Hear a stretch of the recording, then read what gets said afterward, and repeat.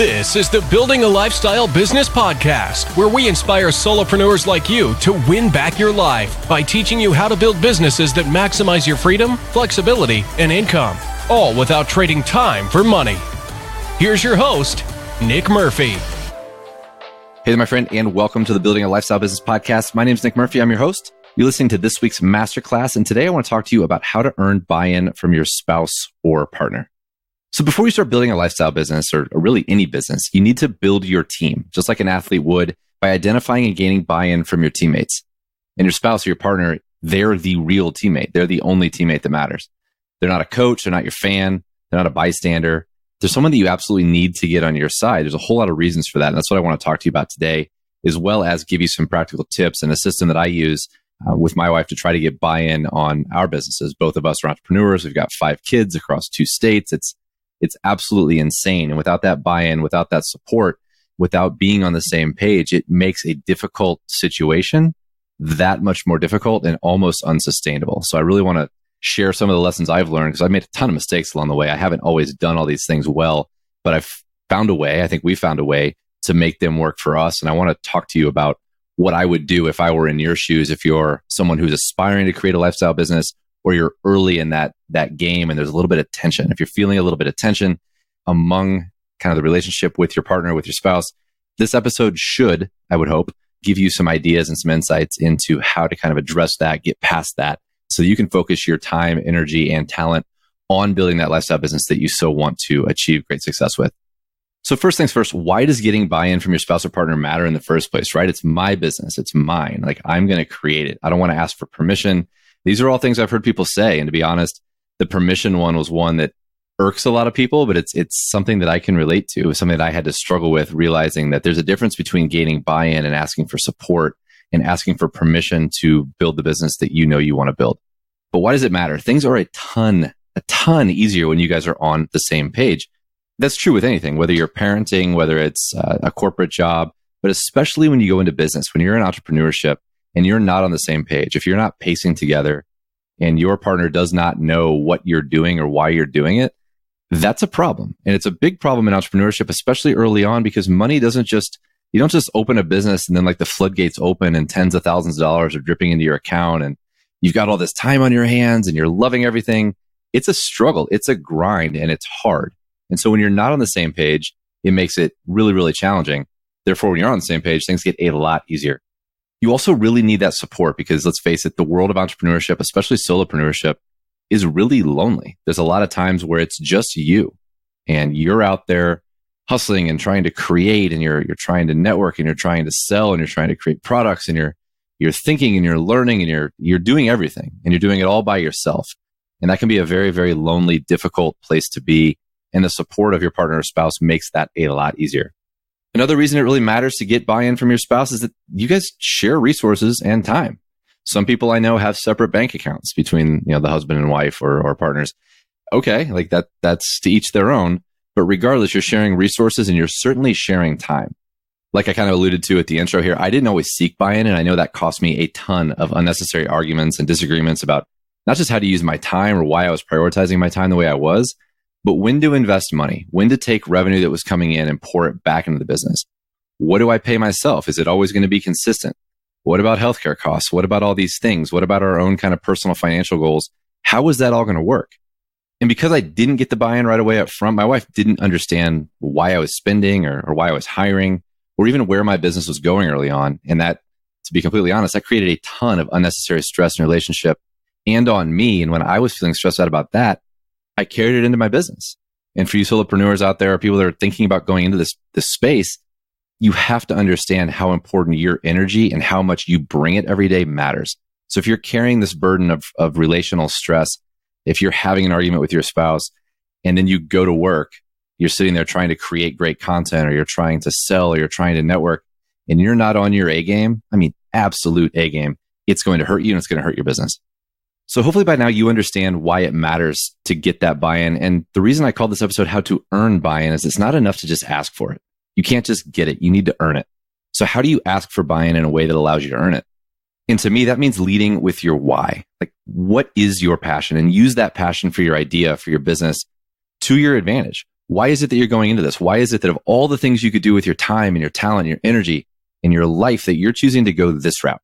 Use that passion, get behind that idea, and really promote that. I think anyone who's in a healthy relationship, your spouse, your partner is going to see when you're passionate and when something means a lot to you if you're authentic about it. So take that why and really help communicate to that other person why you're going this route, why you want to do this, why you think it's the best interest, not just for you and what you want to do with your career, but why it's actually in their best interest. And drop in a little bit about what success looks like. What is life like for you and your partner when your business is crushing it? Paint that picture. Are you home more? Are you traveling less? Do you make more money? Are you less stressful? Are you just more present in the relationship with your children or with your spouse, your partner, your friends, your family? Are you just overall a happier, better, more balanced person when this business works? And if that's the case, does your partner and spouse support why it might make sense to take some time and make sure that he or she is on that same page, helping you kind of get through that initial grind as we talk about? Now, you have to actually ask for that buy-in. It's not enough to just talk about why you're passionate about your idea or your business and talk about what it's going to be like when it's great.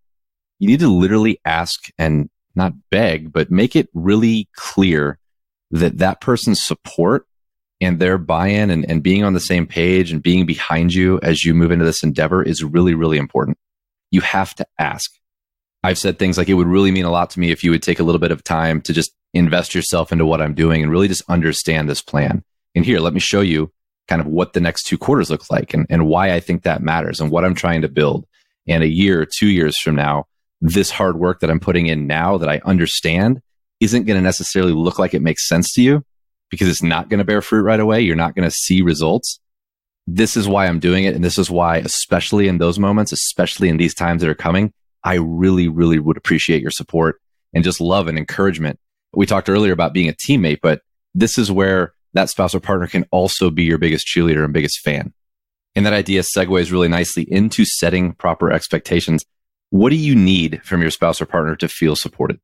If you guys have read the book on the 5 love languages, it's similar to that, but what is it that you need to feel supported? Is it time to focus? Just, hey, leave me alone a little bit or give me my space to work on this business? Is it money to invest? Is it emotional support, encouragement? Are you the kind of person that needs to be told, keep going, I'm really, really proud of you, like this is going to be awesome? Or are you the kind of person that just really wants the time and space to go into your little corner and kind of be introverted and work on your business by yourself and just know that that person's going to support you and not bite your face off when you do come out of your little cave later on? So in thinking about expectations, what is a reasonable expectation in terms of return on that investment? Are you going to make money right away? Are you willing to lose money for a certain amount of time? Does your spouse or partner buy into that? When you start a business, if you're starting cold turkey and you don't have another source of income, you're going to be relying either on your spouse or partner's income or savings, or you're just having to figure it out.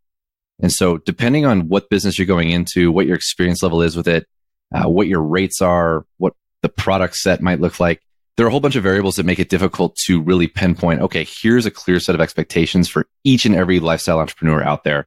So I'm not going to try to do that, but it is really important that you think about what those expectations are. Is it, talk about money, talk about time, talk about, in this amount of time, I expect to see this result. And if I don't, then let's have another conversation about whether this strategy is actually working or what I need to change or iterate or double down on in order to get there faster. Once you've asked for that buy-in and once you've set the proper expectations, it's time to create boundaries and protocols. So what are your boundaries and commitments? Are you committed to eating dinner together every night? Are you going to make sure that you don't work past 7 p.m.? Are you going to leave your business, quote unquote, at work when you do finally wrap up for the day?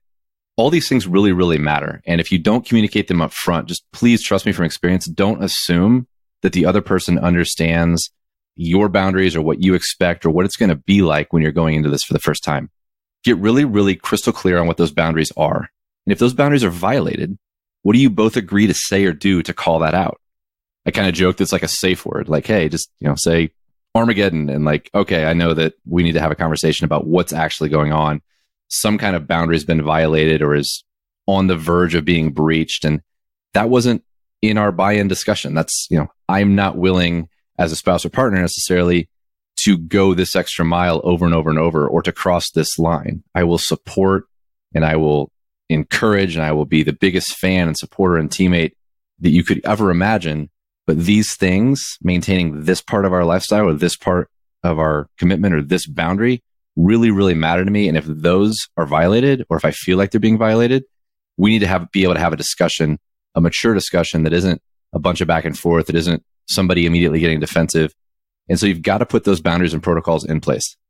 One last thing on that front, if you're going to put a boundary and protocol in place, you have to commit to yourself and to your partner that you honor that when it happens.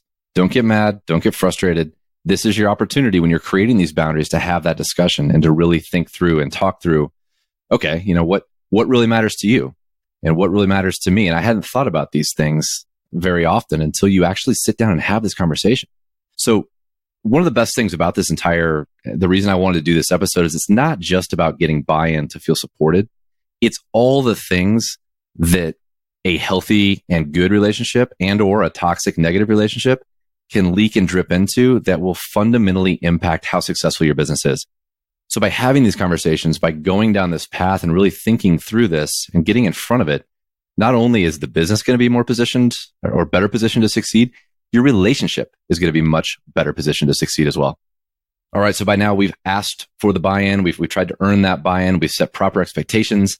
We've worked with our spouse or partner to create boundaries and protocols. We know what happens if a commitment is violated or if something I committed to is not happening on time or frequently enough. I know what that looks like. Okay, cool. Now we need to have recurring check-ins. Just like any team has meetings, you and your partner need to do the same. So this might sound absolutely crazy, but I alluded to it a little bit earlier in the episode. We have 5 kids between the two of us, and they're across 2 states, and our life is nuts. My wife owns a business. I own a business. So life can get really messy, and she and I have quarterly business meetings, literally a quarterly business meeting that we put on the calendar. We get the kids taken care of for a few hours, and we go have dinner for 2, 3, 4 hours to discuss our business and our personal goals. We block out travel for the quarter, and we check in with our someday 5 and 1 year plans just to ensure that we're still pacing and still in the same race. That idea came from kind of combining Dave Ramsey's monthly budget meeting and the book, The One Thing by Gary Keller, if you haven't read that. And we've created our own agenda that we use for these quarterly business meetings. It might sound ridiculous. Some of you are rolling your eyes like, are you joking? I've got to set a meeting and block a time out to talk to my wife or my husband or my partner about my business or to even plan. And I'm telling you, it might sound ridiculous, but the only time, especially if you're in that kind of season of life that we're in, late 30s, early 40s, and you've got young kids at home, when else are you going to have uninterrupted time to actually focus solely on these really, really important things in a set block of time? And I can tell you, I'm taping this here in the middle of April, and Mindy and I just had our meeting, I think it's the beginning of this month or the end of March. But I've got my travel all the way planned through August. I know the next 2 quarters of business. We have agreements in place on where she's going with her business and what the next phase for her growth is, what's important to me to accomplish the rest of 2019 and into 2020, where we want to be personally and individually in 5 years, in 3 years, in 1 year. And there's a lot there. A lot of life will change and a lot of things are going to happen in the next 5 years when you're in the season of life that we're in. So if you're in that place, especially, and even if you're not, there are a lot of things, no matter what season in your life, 5 years is a really long time. And so I really, really encourage you, if you are in a relationship, if you are married or not married, it doesn't really matter. But if you're in a committed relationship with somebody that's really important to your financial well-being, your emotional well-being, that you want their support and encouragement as you go about building a lifestyle business that really, really hits home for you and really allows you to follow your passion and be fired up every day and go build something that you're excited about, that you want. Please take this episode seriously and figure out how to get that buy-in. This is a good time to check in. Have you ever done that? If you're feeling tension, if you have some animosity or anxiety in your relationship about your business or about their business, if you're the spouse listening to this, have you done these things? Have you had these conversations? And if you haven't, it may not be that you need to start from scratch and follow this entire script, if you will, but there are things that hopefully I've highlighted for you that have brought to your attention. These are things that matter. These are things that you need to get in front of, that both sides need to be a party to and be privy of what's going on. This isn't a one-sided business. It might be your business. It might be his or her business, but you are in this together. Every time I mention this idea of a quarterly business meeting and then talk about the agenda that Mindy and I use, people ask me what it looks like. And so for this episode, what I'm going to do is I'm actually going to give you a copy of that agenda and kind of help you, because I know a lot of people just get overwhelmed. Like, all right, well, I want to do this meeting because that sounds like a good idea, but what do we talk about? Where do I start? How do I plan this? What does it look like? And so I'm just going to give you a copy of the agenda that we use. You can grab that at nickmurphy.io/resources. All right, guys, that's about it. Once you've secured the buy-in of your spouse or your partner, everything else in your business gets a lot less stressful and a whole lot easier. Let's face it, there's nothing really easy about growing a business, especially as a solopreneur, going it alone, creating that lifestyle business for the first time. There will be bumps. There will be bruises. You will get beat up and knocked down, and you'll have the highest highs and the lowest lows all in the same day, sometimes the same hour. And if you don't have that buy-in and you don't have that support and you're not on the same page, those days that kind of beat you up, if you have to go home and then get berated or questioned about why you're doing what you're doing because you didn't get in front of this conversation, I am telling you from experience, please do this now if you have not been there yet. Like I mentioned, you guys can grab that agenda that Mindy and I use for our quarterly business meeting over at nickmurphy.io/resources. I hope this has been helpful and you've enjoyed the masterclass. If you'd like to find the resources for this episode or any other, just head over to nickmurphy.io and click the podcast tab. All of the show notes, the best show notes in the business are right there. We've got timestamps, we've got tweetables, we've got all the links, all the guest resources, everything you ever need that you're going to hear on this podcast can be found at nickmurphy.io, and then just click the podcast tab. This episode is brought to you by Podigy. Podigy saves my life. They save my sanity by making sure that I never have to worry about audio editing or building my own show notes. All I have to concern myself with is finding great guests and delivering a great interview for you.